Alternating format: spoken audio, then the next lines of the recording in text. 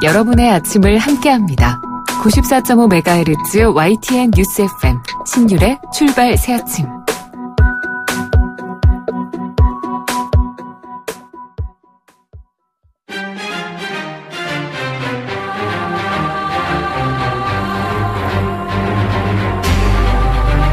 매일 아침을 뉴스로 깨웁니다. 신율의 출발 새아침. 북한에 대한 미국의 테러 지원국 지정이 일단 유보된 것으로 보입니다.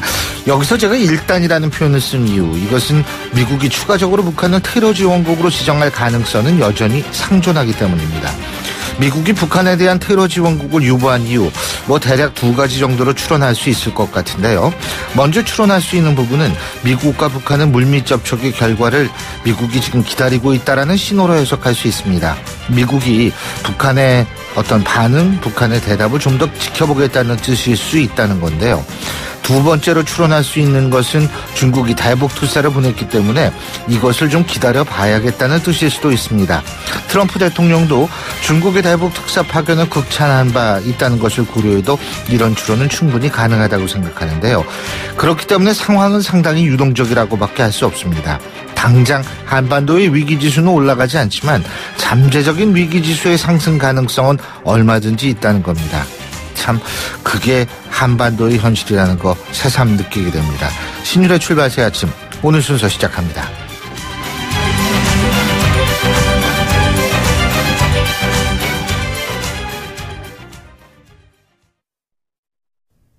YTN 라디오 신율의 출발 새 아침. 예, 지금까지 들어온 뉴스 정리해 보겠습니다. 백병규 시사평론가 스튜디오에 나와 계십니다. 어서 오십시오. 안녕하십니까. 예, 밤새 들어온 소식부터 얘기를 해보죠. 이 남재준, 이병기 전 두 국정원장한테는 구속영장이 발부가 됐지만 이병호 전 국정원장에 대해서는 구속영장이 기각이 됐네요. 네. 서로 좀 운명이 좀 엇갈리게 됐죠. 예. 이병호 전 원장의 경우에는 어제 영장 실질심사에서 박근혜 전 대통령의 지시를 직접 받고 국정원 특수활동비를 청와대에 상납했다는 사실을 인정한 것이 구속 기각 사유가 된 것으로 풀이가 되고 있습니다. 네, 권순호 영장 전담 부장판사는 이병호 전 국장에 대해서는 이 주거와 가족, 수사 진척 정도와 증거 관계 등을 종합할 때 도망과 증거 인멸에 염려가 있다고 보기 어렵다면서 구속영장을 기각을 했는데요. 여기에서 중요한 것은 증거 인멸에 염려가 없다. 이렇게 판단을 한 것이죠. 네. 그러니까 본인이 다 시인을 했기 때문에 더 이상 증거인멸에 염려가 없다 이렇게 본 게 아닌가 싶은데요. 그러나 남재준 이병기 전 국정원장에 대해서는 범행을 의심할 상당한 이유가 있고 증거인멸의 우려가 있다면서 구속영장을 발부를 했습니다. 영장 실질심사에서 남재준 전 원장은 특수활동비를 청와대에 상납하도록 한 최초의 지시자가 누구인지 끝내 밝히지 않았다고 하죠. 이병기 전 원장 같은 경우에는 이 책임질 일은 책임지겠다. 이렇게 얘기를 했지만 그러나 특수활동비를 뇌물로 건넨 것이라는 혐의에 대해서는 전면 부인을 했다고 합니다. 그렇군요. 근데 이게 국정원 특수활동비 문제가 지금 정치권으로 확대가 되고 있는데 물론 이제 최경환 의원이 경제부총리 겸 기획재정부 장관 할 때 받은 돈이다 이거 아니겠습니까? 그렇죠. 네. 네, 그러니까 국회의원 했을 때 받은 돈은 아니다. 그럼에도 불구하고 지금 자유한국당은 상당히 좀 신경을 많이 쓸 수밖에 없는데 특수활동비 1억 원을 받았다 이런 얘기. 네, 자유한국당으로서는 상황이 참 미묘한 지점이죠. 그렇죠. 네, 홍준표 대표로서는 이것을 환영할 수도 그렇다고 해서 나가라 그랬으니까. 그렇죠. 네. 여러 가지 좀 복잡 미묘한 이런 국면이 아닌가 싶은데요. 어쨌든 지방에 머물고 있는 최경환 의원 1억 원의 국정원 돈을 받았다는 이 같은 언론 보도에 대해서 즉각적인 반응을 내놓지는 않았습니다. 그러나 이 최경환 의원 측은 최 의원에게 확인한 결과 이 국정원으로부터 돈을 받은 적은 없다고 했다. 이러면서 언론 보도 내용을 전면 부인을 했는데요. 과연 그 사실이 어떻게 규명이 될지는 지켜봐야 될 것 같습니다.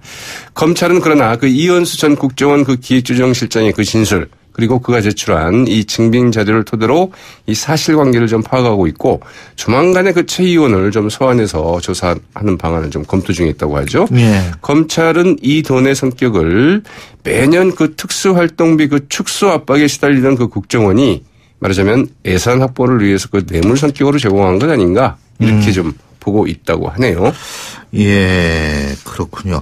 그리고 또 전병헌 청와대 정무수석 결국 어제 사의를 표했죠. 네, 하루 전까지만 하더라도 이제 그 전병헌 정무수석 이 사실 규명도 없이 그 사퇴부터 해야 하는 풍토가 옳은 것인지 고민도 있다. 이제 이렇게 말하지 않았습니까? 네. 그런 입장문을 이제 그 기자들에게 이제 배포를 했는데 자진 사퇴에 좀 미온적이다. 이제 이런 평가가 좀 나왔지만 결국 어제 그 사의를 표명을 했습니다. 문재인 정부 출범 이후에 그 청와대 그 수석 비서관급 이상의 고위직 참모가 이 그만둔 것은 이 김기정 전 국가안보실 2차장 이후 이제 예. 그 두 번째인데요. 이 검찰이 그 공개적으로 그 전병헌 수석에 대한 그 수사 불가피 입장을 밝히면서 이 수사가 좀 임박해 오자 결국 그 자진 사퇴 쪽으로 입장을 그 정리한 것으로 보이죠. 이 전병헌 수석은 그 어제 그 대통령님께 그 누가 될 수 없어 그 직을 내려놓는다면서도 이 자신의 그 혐의에 대해서는 그 어떤 불법 행위에도 그 가담한 적이 없다면서 이제 그 결벽을 이제 주장을 했습니다. 검찰은 그 다음 주에 이제 그 전병헌 수석을 그 불러서 조사할 방침인데요. 예. 현 정부 들어서 그 여권 고유 인사가 그 부패 혐의로 이 검찰의 포토라인에 서게 되는 것은 아마도 이번이 그 처음이 될 것 같죠. 아, 그렇군요. 자, 그리고 안철수 국민의당 대표가 어제 다시 바른정당과의 통합 추진을 강력히 시작하면서 뭐 빅텐트론도 얘기를 하면서 국민의당 내부 갈등도 좀 상당히 좀 심해지는 것 같아요. 그렇죠. 안철수 국민의당 대표 어제 그 덕성여대에서 가진 그 특강에서 지금 그 양당 구도로 다시 회귀하려는 그 흐름이 굉장히 강하다. 그러면서 이를 저지하기 위해서는 그 연대와 통합, 그러니까 그 정치구도 재편이 필요하다면서 그 바른정당과의 그 통합 추진을 이제 강력하게 시사를 했습니다. 지금 현 상태로는 즉 3당, 국민의당이나 4당, 바른정당, 소위 그 합리적인 개혁을 지향하는 그 정당들이 원래 힘이 미약한데 그 나뉘어 있는 상황이라면서 양당 구도로 그 돌아가려는 것을 막기에는 그 힘이 벅차다. 그러면서 거듭 이제 그 통합 필요성을 좀 강조를 했습니다. 예. 반면에 그 바른정당과의 그 통합의 그 반대 입장을 분명히 하고 있는 박지원 전 대표 어제 그 한 방송과의 그 인터뷰에서 이 당 지도부의 그 통합 논의에 대해서 나갈 수 있어 보면 그거 나가보라. 뭐 이런 것이지만 우리의 그 정체성을 이렇게 짓밟는다고 한다면 나갈 때가 있다. 이제 이렇게 얘기를 했다고 하죠. 예. 집단 탈당을 시사한 것 아니냐 이런 풀이가 나오고 있는데요. 이 바른정당과의 그 통합 논의를 명분상으로도 그렇고 정치적 실리면에서도 그 조금은 전응아들이 하는 것 아니냐 이렇게 이제 그 직격탄을 날리기도 했습니다. 상당히 표현이 격하네요. 그러네요. 예. 요즘 그 정치권의 그 발언들이 좀 아주 격해요. 거칠고 좀 예. 격해지는 것 같습니다. 예, 홍준표 자유한국당 대표 개파 활동은 자시하지 않겠다. 지금 이렇게 경고하고 나섰다 그러는데. 네, 이 말도 좀 거칩니다. 박근혜 전 대통령 그 제명 조치와 그 바른정당 그 탈당 의원 복당을 계기로 그 당 장악력을 급속하게 좀 강화하고 있는 이런 모양새인데요. 네. 홍준표 대표 어제 그 울산시당에서 열린 그 특별 강연에서 이 개파의 그 개노로 신화하고 아이고. 이 시키는 대로 하면 국회의원이 아니다. 이 개파 활동하는 네, 이 말을 이제 해도 되는지 모르겠네요. 그 놈은 X는 네, 뭐. X는 네, 용서하지 않겠다. 예. 이런 거친 말을 좀 써냈습니다. 이 홍준표 대표는 그 내부 혁신하고 국정농단의 그 책임이 있는 그 친박 핵심을 쳐내서 깨끗한 그릇을 만들 때 멀어진 민심이 돌아온다면서 그 친박 핵심 퇴출의 필요성을 다시 강조하기도 했습니다. 제가 볼 때에는 이제 12월에 있을 자유한국당의 원내대표 경선이 있죠. 그렇죠. 이게 홍준표 대표 자신이 원외이기 때문에 실제로 어떻게든 이 원내대표 경선에서 예? 본인이 이 선호하는 혹은 본인을 도와줄 수 있는 사람이 꼭 돼야 된다. 이런 또 절박감이 맞습니다. 이런 식으로 반영된 것 아닌가 이런 생각이 그렇죠. 들거든요. 예. 근데 홍준표 대표적인 친박 의원 중에 한 분이죠. 이 김태훈 최고위원한테는 반성 많이 했다 이런 얘기도 한 모양이에요.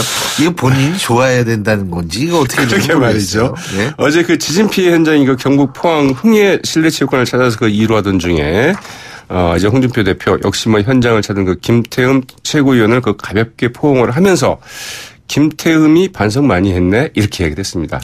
이게 사실 이제 그 공개석상에서 이렇게 그렇죠. 이야기를 했다는 게 참 모양새가 그런데요. 더군다나 최고위원 아닙니까? 그러게 말이죠. 그러니까 참 이 김태흠 의원으로서 좀 어안이 좀 기가 그렇죠. 어이가 좀 없었을 텐데요.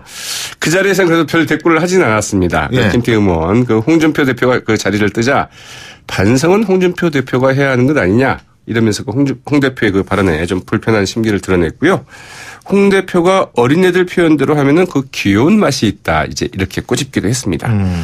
그러나 김태호 의원 그 오후 일정에도 그 홍 대표와 같이 동행하느냐 이렇게 기자들이 묻자 내가 홍준표 꼬붕이냐. 내가 꼬붕은 아니지 않느냐 이렇게 역시 참고적으로 이 꼬붕이라는 단어는 일본어인데 이 경찰하시는 분들이 일본어를 되도록이면 쓰시면 안 될 텐데. 예, 오늘 말씀 여기까지 듣겠습니다. 고맙습니다. 네, 고맙습니다. 예, 지금까지 백병규 시사평론가였습니다.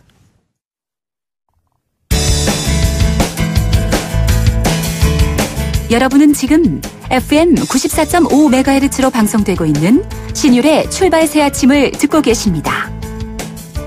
의견 주실 분은 짧은 문자 50원, 긴 문자 100원의 이용료가 드는 휴대전화 문자 메시지 우물정 0945번으로 의견 남기실 수 있습니다.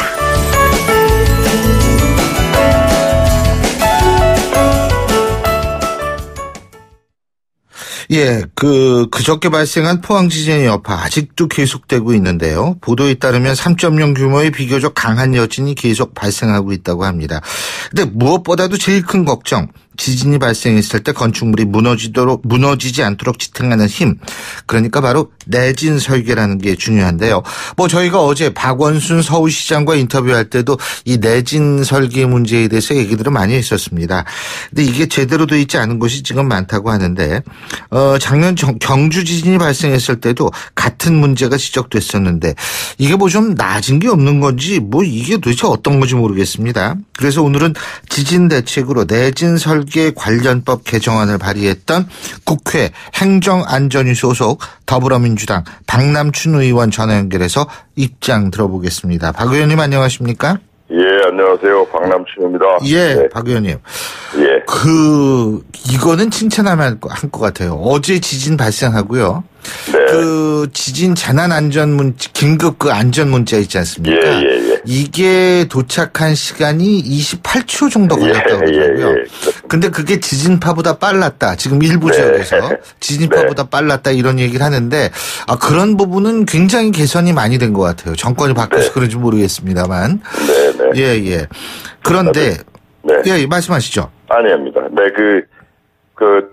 지난 정부에서는 재난 문자가 기상청에서 국민안전처를 거쳐 전파하게 돼 있던 거를 기상청이 지진 감지가 되는 즉시 문자 전송을 하게 이렇게 바꿨어요. 그러니까 그게 굉장히 빨리 문자가 도달을 했고 문자 도달 이후에 아마 지진을 느낀 분들이 있었어요. 국민들께서는 지진을 느끼셨을 겁니다. 지진파가 전파보다 늦다고 그러더라고요, 속도가. 네, 그렇습니다. 예, 어쨌든 그거는 참 잘 된 거고, 제가 J 알러트 시스템이라고 일본에 있는 거 있지 않습니까? 그것을 부러워했는데, 우리도 이제 그 기초는 되지 않았나 이런 생각을 합니다. 네, 계속 발전시켜야죠. 그렇죠. 그리고 내진 설계 얘기가 나온 게 이제 하루 이틀이 아닌데, 이 부분은 좀 개선이 잘 안 된 모양이죠? 예, 이게 지금 보면, 이 내진 대상 건축물이 이제 전국에 한 273만 동 정도가 있어요. 근데 이 56만 동 정도만 지금 내진 확보가 된 상태라서 이게 20.6%에 불과합니다. 그러니까 한 10동 중에 8동은 내진 설비가 안 됐다고 보면 되는데 굉장히 심각하죠. 그리고 특히 이게 보면 공공시설물보다도 이 민간 건축물의 경우가 내진율이 현저히 떨어져요. 공공시설물 내진율은 한 43.7% 정도 되는데 민간 건축물의 경우는 한 20.4% 수준에 불과합니다. 이게. 근데 이게 이유가 뭐냐면 아무래도 돈 많이 민간 건축물의 경우에는 개인이 자비를 들여서 내진 보강을 해야 되기 때문에 비용 부담이 만만치 않다 보니까 내진율이 낮을 수밖에 없는 그런 문제가 있습니다. 근데 사실은 이렇게 생각해야 되는 거 아니에요? 집 질 때 돈 들어가는 거는 더 많이 들어가겠지만 이 지진 나가지고 집이 완전히 무너졌을 때 그거 다시 세우는 비용에 비하면 아무것도 아니다. 이렇게 생각을 해야 될 텐데 말이에요. 그러면 안전에는 좀 과다한 투자를 한다 해도 그것이 나중에는 비용이 아니에요. 그렇죠. 선제적 투자라고 보셔야 될 겁니다. 근데 제일 좀 그랬던 게 정부의 재난안전대책본부라는 게 있잖아요. 근데 여기도 지진에 취약하다. 이게 무슨 얘기입니까? 이게 보면은 이제 지진이 발생을 하면 상황 파악을 해서 전파하고 응급 대응을 해야 되고 하는 그런 기관이 있어요. 그 예. 지역 재난안전대책본부나 종합상황실인데 이게 전 271개소가 있거든요. 예. 근데 이제 내진이 확보된 게 174개소예요. 한 64.2%에 이제 불과한 거죠. 그런데 이게 만일 내진이 안 돼 있으면 어떤 문제가 생기냐면 지진이 발생할 때 그런 그 뭐 상황 파악, 응급 대응해야 될 사람들이 대피해야 되지 않겠습니까? 예. 그러니까 이 대피하는 상황이 발생이 되면 글쎄요. 일을 할 수가 없는 거죠. 맞아요. 네, 그래서 이런 데는 예. 아니 우선적으로 이건 내진 보강이 돼야 되는 거죠. 아니 근데 지금 박남춘 의원님께서 보강이라는 말씀을 하셨는데 네. 자 제가 궁금한 게 내진 설계가 안 돼 있는 건물도 예 네. 이게 내진 보강을 하면은 괜찮아집니까? 네, 그렇게 지금 하고 있어요. 실제로. 아, 그래요? 집을 네, 부셔가지고 다시 짓는 게 아니라는 말씀이시네요. 아니고, 예, 보니까 제가 가보니까 연결 부위나 이런 데에 예. 뭐를 이렇게 삽입도 하고 해가지고 그거를 이제 충격이 왔을 때 예. 이게 이제 딱 부러지지 않게 그러니까 이렇게 좀 완화시키는 그런 장치들을 이렇게 집어넣더라고요. 아하. 인천에도 보면 이제 세 군데가 사실 안 돼 있었거든요. 서구, 남구, 강화군이 안 돼 있었는데 예. 서구에 그 공사를 하는 현장에 보니까 그렇게 그냥 그 연결 부위 이런 데를 보강하면 예. 충분히 그 내진이 가능하다고 합니다.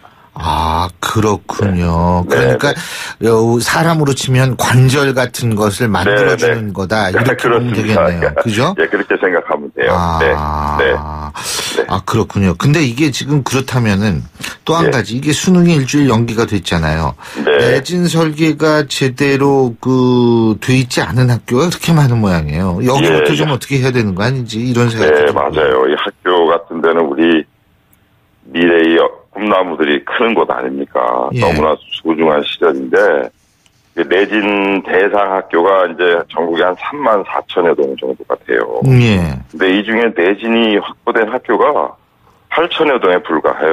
그러니까 이게 굉장히 낮은 거죠. 예. 네, 그래서 이것은 좀 경각심을 갖고 우선적으로 내진 보강을 해나가야 한다고. 근데 이게 좀 걱정이 되는 게요. 지금 포항 같은 경우에 제가 앞서도 말씀을 드렸는데 이게 여진이 계속되고 있잖아요. 네, 그렇죠. 그러면은 이게 금이 간 학교들이 많은데 포항 지역에요. 네. 이게 더 금이 갈 수도 있는 거고. 네. 그러면은 이게 다음 주는 안전하다 이렇게 볼 수가 없는 거 아니에요? 네, 그래서 어제 이낙연 총리도 현장 방문 때 그런 말씀을 하셨잖아요. 예. 그걸 한번 점검을 쭉 해서 예. 그 시험을 봐야 하는 장소 예. 이런 거를 변경할 수도 있다는 말씀을 하셨어요. 그래서 이제 아마 점검이나 이런 것에 이미 들어가 있다고 저는 보거든요. 예. 그런 아마 결과에 따라서 아마 필요한 조치를 정부가 취할 걸로 알고 있습니다. 그렇군요. 저는 그냥 얼핏 이런 생각을 해봤어요. 예. 이게 수능날 안 일어난 것만 해도 다행이다. 그럼요. 이게 수능 시험보다 갑자기 지진이 일어나가지고 포항 지역 학생들 뛰어나오고 이렇게 되면은 그건 문제 커지거든요. 네, 그렇습니다. 네. 자, 진짜 이게 참 걱정인데 지금 이 내진 확보율을 그러니까 내진 설계라든지 안 되면 아까 우리 박남춘 의원께서 말씀하신 대로 이 내진 보강 같은 거요. 이런 것들을 좀 강제적으로 할 수 있는 방법은 없나요? 네, 현재 그러니까 지난번 우리가 경주 지진이 발생한 이후에 이제 2층 이상이고 500제곱미터 이상 건물은 의무화를 했어요. 근데 다만 이게 국민에게 부담을 주다 보니 이게 소급입법을 해서 지난 과거에 지어진 건물들에 대해서는 이걸 강제할 수가 없는 한계가 있어요. 그래서 이게 지금 굉장히 저조한 상태고 아까도 말씀드렸지만 민간 건물 같은 경우는 자비로 부담해야 되는 문제가 있고 또 이 공공시설물들도 현재 보면 이 지방자치단체의 재정적 여력이 그렇게 좋지가 않습니다. 그러다 보니 내진 보강을 적극적으로 추진하는 데는 많은 어려움이 있어요. 그래서 이런 문제는 국민 안전과 직결되는 문제이기 때문에 지자체에다만 맡길 게 아니라 국비 지원이 필요해요. 그래서 요번에 지난 14일 날 우리 행정안전위원회에서 내년도 예산을 심의할 때도 공공시설물에 대해서는 내진 보강을 하라고 해서 143억을 증액을 시켜서 지금 이제 예결위로 이제 넘겨놓은 상태거든요. 예. 이게 좀 적극적 의지를 가지고 이게 좀 해야 된다고 저는 그렇게 봅니다. 그렇습니다. 어제 박원순 시장도 우리 박남춘 의원님하고 똑같은 말씀을 하셨어요. 네. 뭐냐면 이게 좀 공공건축물이라든 이런 내진 이 보강 설계 문제에서 정부가 좀 예산을 좀 투입해 줬으면 좋겠다 이런 얘기를 했거든요. 네. 예. 저도 그래서 요번에 우리 국회 행안위에서도 이런 의지를 보였고요. 예. 계속 정부에 이제 촉구를 할 계획입니다. 네. 그러면은 박남춘 의원님께서 보실 때 현 상황에서 지진과 관련해서 가장 좀 시급히 보완해야 되고 통과돼야 될 법 이런 거는 어떤 거라고 보십니까? 예, 아무래도 이제 저는 제가 이제 19대 때에도 이제 아무래도 이게 지진이라고 하면 꼭 먼 나라 얘기가 들을 수가 있거든요. 네. 이게 우리나라가 지진 안전지대라는 인식이 있어 왔지 않습니까? 그래서 저는 그래도 이걸 해야 된다. 평상시에 미리. 그래서 이 지진 내진 보강 대책을 잘 하는 지방자치단체에 대해서는 인센티브를 주자. 이런 법안을 발의했어요. 그런데 어떤 인센티브를 줍니까? 그러니까 이제 뭐냐면 재정 지원 보고세나 이런 걸 더 준다든지. 예. 그러니까 그게 가점을 주는 게 있거든요. 배분을 할 때에. 예. 이제 이런 법안을 냈는데 예. 이게 아무래도 2013년이다 보니까 지진에 대한 이렇게 문제의식이 많지 않을 때였어요. 그래서 이게 공감대가 잘 형성되지 않고 그래서 이제 법안 상정 이후에 이제 논의도 이제 제대로 안 되고 이제 폐기가 됐어요. 근데 20대 국회 들어와서도 의원들께서 지금 많은 법안을 내고 계세요. 보면 지방교육재정교부금 중에서 재해대책 특별교부금을 이제 내진 보강이나 이런 재해 예방 목적으로 사용할 수 있도록 용도를 확대해주자 하는 이런 법안도 제출돼 있거든요. 이래야 이제 학교 같은데 내진 보강이 잘 될 수 있는 거거든요. 예. 이런 법들 좀 잘 검토해서 시급히 통과시켜야 한다 이렇게 생각합니다. 그 말씀하시니까 제가 갑자기 생각이 나는데 내년 6월에 지방선거가 있지 않습니까? 네. 그러면 사실은 이 유권자들에게 가장 어필할 수 있는 것들을 이제 모두 준비하고 이 후보자들이 이제 외치려고 할 텐데 제가 볼 때는 이 지진 내진 설계 문제를 오히려 공약으로 들고 나오는 거 어떠냐 이런 생각도 사실 좀 들긴 들어요. 지금 국민들이 굉장히 불안해하거든요. 네, 그렇습니다. 이제 결국은요, 안전이 곧 복지고 경제예요, 이제는.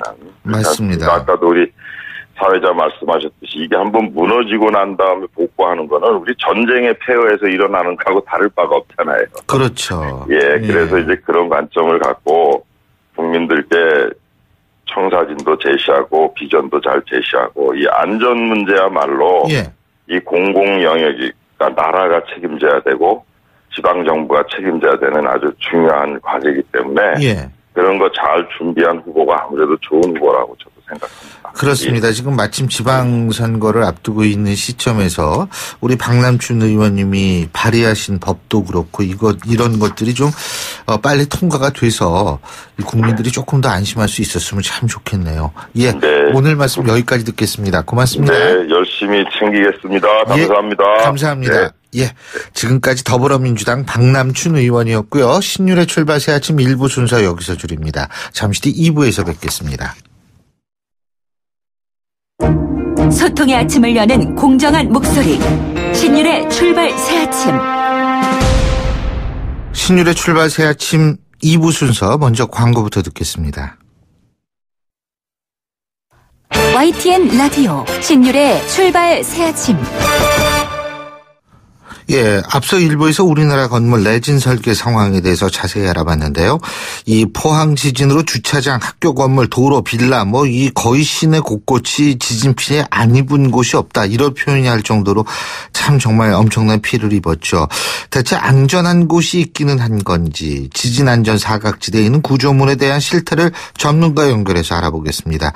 연세대학교 사회환경시스템공학부의 조원철 명예교수 전화 연결하겠습니다. 조 교수님 안녕하십니까? 예, 수고 많습니다. 예. 교수님, 이제 작년 경주 대지진이 있었지 않습니까? 그죠? 네. 이 지진에 대비하기 위해서 정부에서 이제 종합대책도 세우고 보강 작업도 펼쳤다고 하는데, 교수님 보시기에는 경주 지진 발생한 지 1년이 지난 지금, 이게 성과가 좀 있었다고 평가하십니까? 없죠. 예. 없습니다. 예. 너무 없다고 한마디로 말씀하시니까, 예. 좀 구체적으로 설명해 주십시오. 예, 다만 이 지진이라고 하는 건요. 예. 땅 속을 우리가 알아야 되거든요. 대비하기 위해서. 예. 지진 예측이 불가능하고, 예. 논리적으로 과학적으로 불가능하고, 그러기 위해서 다만 우리가 준비하기 위해서는 땅 속이 어떻게 깨어져 있는지 이제 단층이라고 하는 구조를 우리가 알아야 되는데, 예. 겉에 표면에서 깨진 것은 지표 조사를 통해서 알 수가 있습니다. 그러나 땅 속에 끼어져 있는 것, 겉에는 나타나지 않고, 예.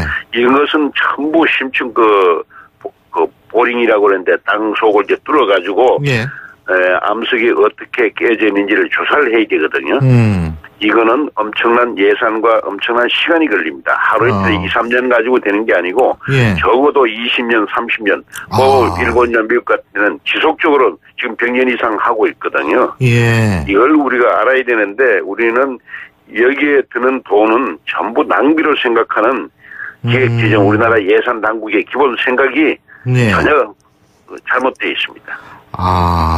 그러니까 이게 지진에 관해서는 꾸준한 데이터 축적이 굉장히 중요하다. 이런 뜻으로 이해도 되겠습니다. 그렇죠. 왜냐하면 땅속을 조사하기 위해서는 땅을 안반을 뚫어야 되는데 이게 시간이 걸리거든요. 시간이 걸리니까 바로 또 돈입니다. 이 필요한 예산을 낭비로 생각하고 하는 그런 재정 운영. 우리나라는 그래서 경제가 아니고 금전 출납부를 운영한다. 저는 그렇게 평가를 하고 있습니다. 그렇군요. 근데 교수님, 예를 들면은 이번처럼 말이에요. 이 포항 지진 특히 피해가 컸는데, 이게 이제 지진이 발생했을 때, 이게 어디가 제일 취약하고, 상가, 주택, 도로 지금 난리가 났는데 말이에요. 어디가 제일 위험한 곳이라고 보십니까? 어디가 특별히 위험하고 안전한 그거보다는, 단 시설물이 있는 데는 다 위험하죠. 예를 들면 어떤 거 말씀하시는 거예요? 우리 건축물 있죠. 건축물이요? 무너질 수 있으니까? 예, 다 위험합니다. 왜냐하면 거기에는 사람이 사람이 전부 관계되어 있거든요. 그래서 오히려 안전한 곳은 넓은 공간, 개할지, 물론 땅도 갈라집니다. 외국에 보면은 땅이 갈라져서 차가 곤두박질도 하고 그 땅 속으로 이제 사람하고 모든 시설물이 함몰되는 그런 경우도 있습니다만 그 중에서도 가장 위험한 건 시설물이 있는 곳은 사람이 있기 때문에 인명이 제일 중요하지 않습니까? 그렇죠. 그렇기 때문에 시설물이 있는 것이 가장 위험하죠. 그래서 넓은 공간으로 가라. 예. 그래서 이제 학교 같은 데 보면은요, 지진 대피소라고 써 있는 이 판말이 붙어 있는 곳이 운동장인 경우가 많아요. 그래서 그렇군요. 그 운동장이어야 합니다. 예, 운동장이어야 하는군요.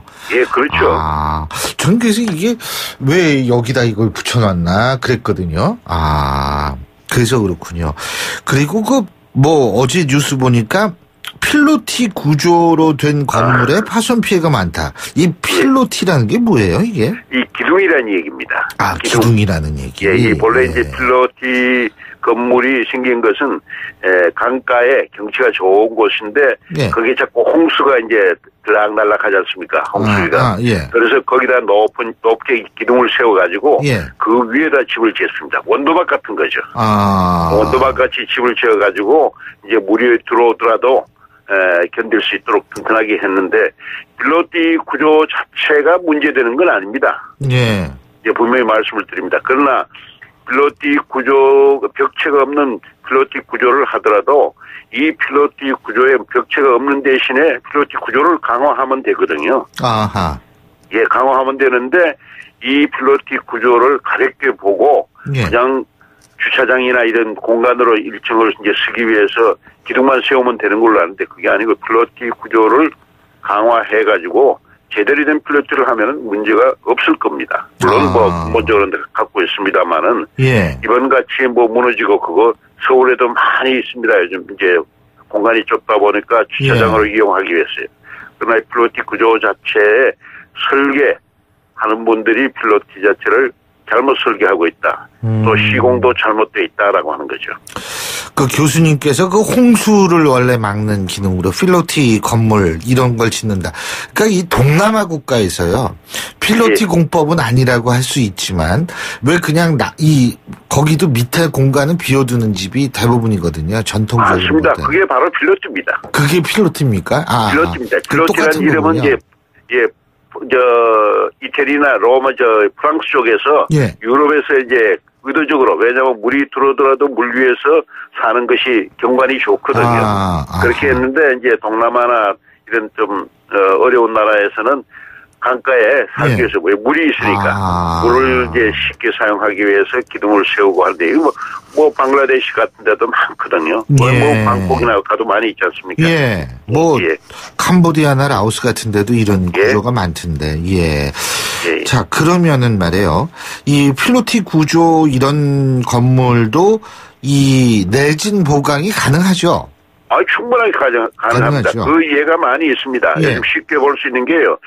서울역이나 큰 역사들, 기차 역사들 가보시면은 기둥만 세워놓고 기둥 사이에 X자로 보강한다든지 또는 뭐 모양을 잘 내가지고 좀 예술적으로 해서 보강해놓은 큰 그 기둥들을 많이 보거든요. 그게 바로 필로티 구조입니다.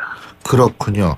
그러니까 결국은 필로티 지금 우리나라 서울같이 뭐 향한 주차장 확보가 어려운 데는 주차장 때문에 그렇게 한다 하더라도 내진 보강은 얼마든지 가능하다 이런 말씀이시네요.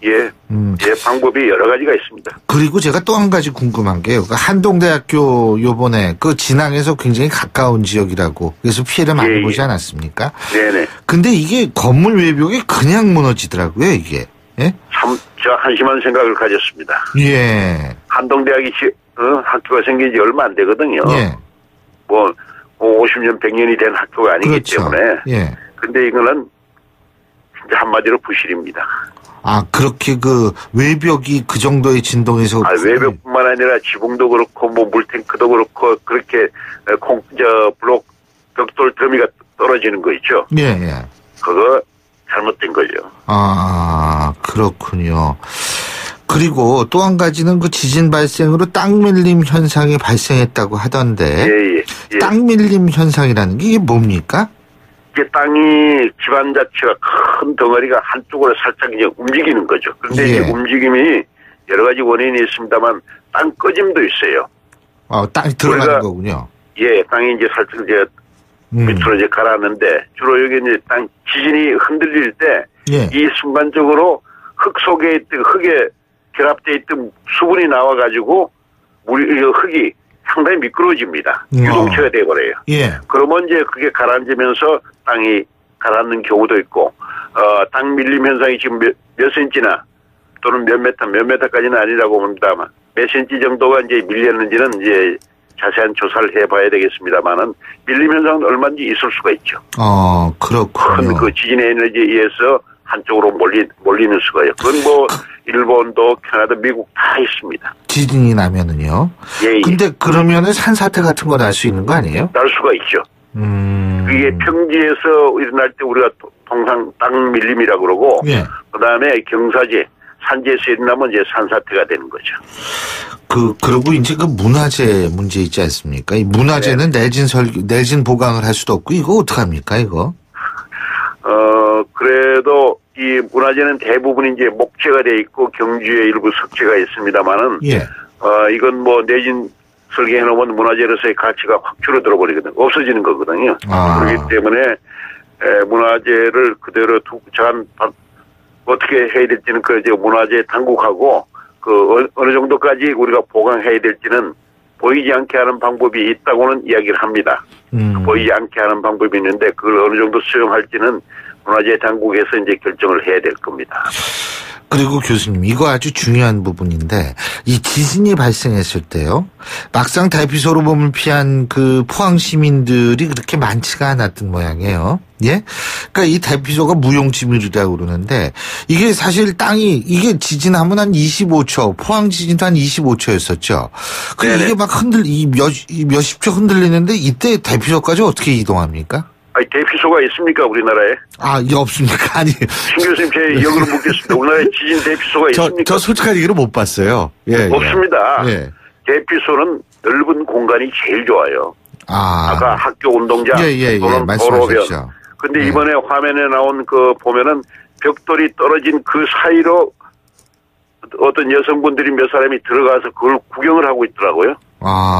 굉장히 위험합니다. 예. 그 벽돌이 떨어진 그 공간 안으로 들어가면 안 돼요. 위에서 또 떨어질 수가 있거든요. 여진이 나면은. 예. 이 지진 대피소가 과연 우리나라에 있느냐? 없습니다. 지진 대피소는 넓은 공간 또는 이제 시가지 같으면 도로 있죠. 예. 도로 쪽으로.